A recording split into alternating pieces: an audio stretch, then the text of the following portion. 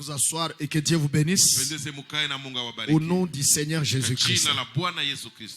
Amen, amen. Oui, mes frères. Silence devant l'Éternel. Et le thème que nous sommes en train de développer dans tous les aspects.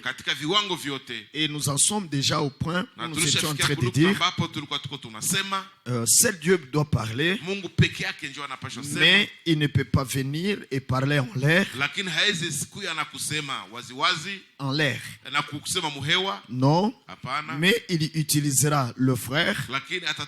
Il utilisera la sœur, compte tenu, je veux dire, en rapport avec le don que chacun a.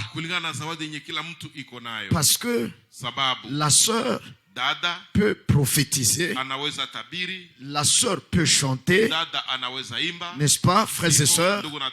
La sœur peut rendre témoignage de ce qu'elle a expérimenté. Il lui est seulement interdit de prêcher et de prendre de l'autorité sur l'homme. Mais elle peut manifester un don, tel le don de prophétie, tel le don de parler en langue. Et alors là, ce n'est pas la sœur qui parle, mais c'est l'esprit par elle. Ainsi, nous l'avions vu que Dieu a des vases et que vraiment personne n'est utile dans l'assemblée, utile aux autres. Si Dieu ne parle pas par lui, si Dieu n'agit pas par lui, c'est là que nous sommes, mes frères. Et nous avons vu hier, avant-hier, pardon, que Dieu devait mettre ses paroles dans la bouche de Jérémie. Et alors Jérémie avait à dire. Quand Dieu avait déjà mis ses propres paroles dans la bouche de Jérémie, alors Daniel avait à exprimer. Alors Jérémie avait à exprimer. Oui, il avait à exprimer. Et là, ce n'était plus Jérémie qui parlait, mais Jérémie devenait le porte-parole de Dieu. Il était devenu porte-parole. Voyez, ce n'était pas sa parole à lui, c'était la parole de Jérémie. Et nous avons la parole de l'Éternel, excusez-moi. Et nous avons relié cela avec 1 Pierre chapitre 4, verset 10, verset 11, où la parole de Dieu dit que si quelqu'un parle, qu'il parle comme porte-parole. Le porte-parole de Dieu. Voyez, donc, bien-aimés frères et sœurs, j'espère, je ne sais pas, j'espère que le frère ne me capte pas parfaitement, peut-être. Que Dieu soit loué. Alors vous comprenez donc, si quelqu'un peut parler à l'assemblée, il faut que ça soit un porte-parole. Pas celui qui parle de lui-même, mais porte-parole. Donc ce qu'il a à dire, c'est ce que Dieu a dit.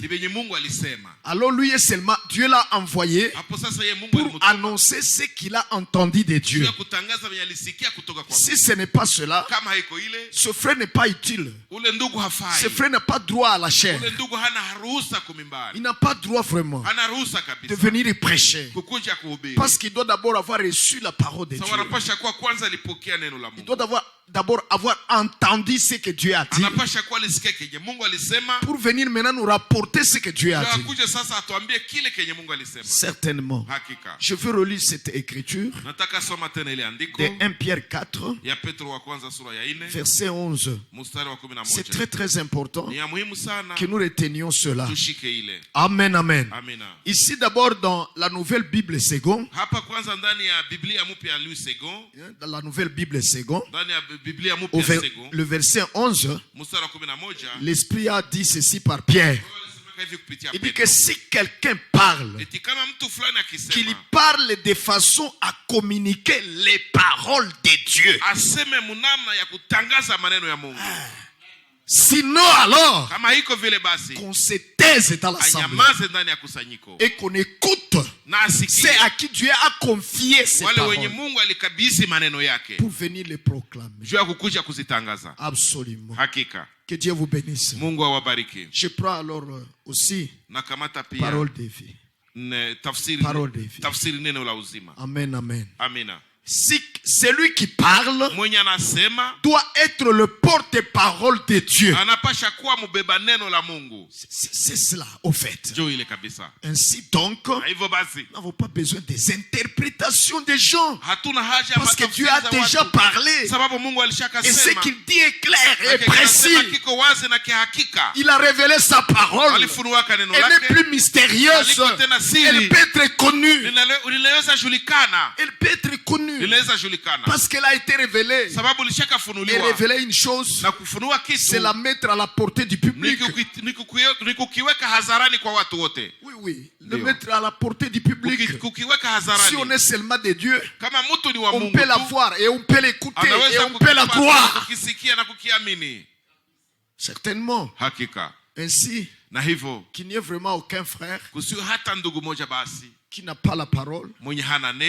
Il n'a pas le témoignage de son envoi et de son établissement dans le ministère de la parole. Ne l'oubliez jamais.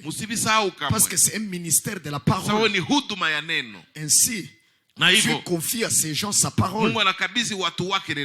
C'est à ces gens-là. Il leur confie sa parole. Oui, elle est écrite ici. Et tout le monde peut la lire dans cette Bible. Tout le monde peut lire ce qui est écrit dans cette Bible. Où il y a les paroles de Dieu. La Bible qui est la parole de Dieu. Vous voyez, frère, tout le monde peut donc la lire. Mais tout le monde n'a pas été rendu capable de la prêcher. Tout le monde n'a pas été rendu capable de la transmettre.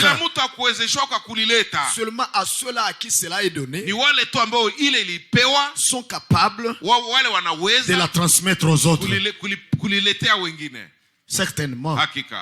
Si on n'est pas de ces gens-là, vous n'êtes pas donc l'homme qui doit apporter la parole de Dieu.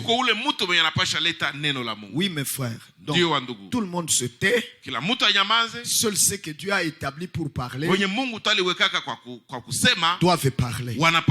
Certainement, mes frères. Alors, je vais continuer dans la même pensée en prenant d'autres écritures.